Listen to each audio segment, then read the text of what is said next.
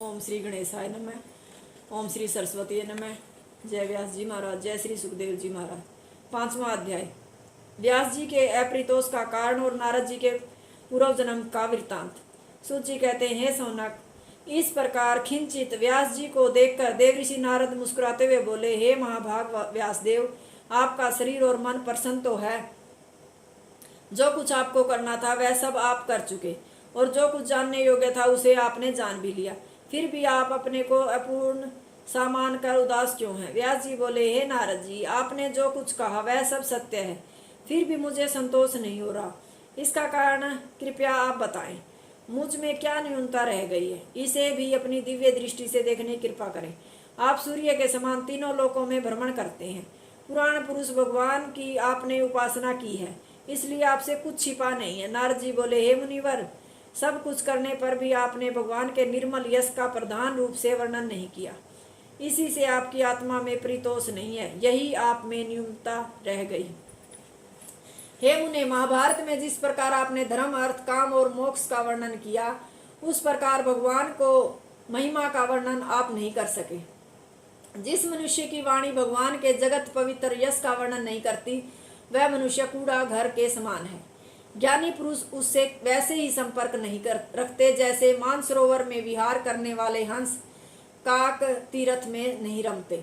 भगवान के निर्मल गुणों का वर्णन करने वाली रचना यदि अशुद्ध भी हो तो भी वह जनता की पाप राशि को भस्म कर देती है। कारण उससे भगवान के मंगलमय नामों का स्मरण होता है, जिनका भगत जन हृदय से अभिनंदन करते हैं। अधिक क्या कहें, मोक्ष देने वाला जो निष्कर्म ज्ञान है, वह भी यदि भगवान की भक्ति से रहित हो तो उसका भी मूल्य कुछ नहीं है। वह बंधन निवृत्ति नहीं कर सकता। ऐसी स्थिति में भगवत भक्ति से हीन सकाम और निष्काम कर्म का तो कहना ही क्या है।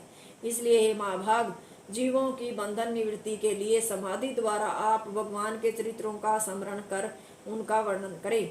भगवान के चरित्रों को छोड़कर मनुष्य जो कुछ वर्णन करता है, उससे उसकी बुद्धि कहीं सुस्थिर नहीं रहती।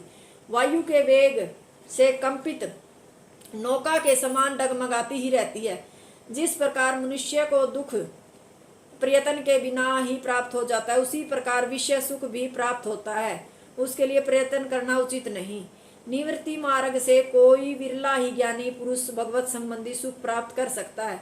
सब इसके अधिकारी नहीं है। इसलिए सर्वसाधारण के कल्याणार्थ आप भगवान की लीलाओं का ही विशेष रूप से वर्णन करें। उत्तम श्लोक भगवान के गुणों का वर्णन ही समस्त तपस्या, शास्त्र अभ्यास, यज्ञ, दान और ज्ञान का मुख्य फल बताया गया है। आप तो साक्षात भगवान की कला हैं और जगत के कल्याण के लिए आपका प्रादुर्भाव हुआ है। इसलिए अब आप भगवान के उत्कर्ष का ही अधिक वर्णन करें। इससे आपके मन को पूर्ण संतोष होगा और जगत का भी कल्याण होगा। इस विषय में मैं आपको अपने पूर्व जन्म का वृत्तांत सुनाता हूँ, आप ध्यान पूर्वक सुने। मैं पूर्व जन्म में एक दासी का पुत्र था। मेरी माता ने मुझे चातुर्य मास व्रत करने वाले महात्माओं की सेवा में लगा दिया था। मेरी 5 वर्ष की अवस्था थी।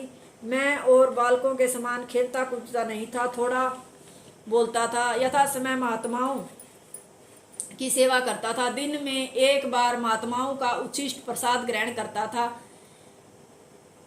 इसके अनुसार जो पाक भांडों में बचा था वह प्रसाद झूठी थाली का नहीं, ऐसा निरु में कहा है।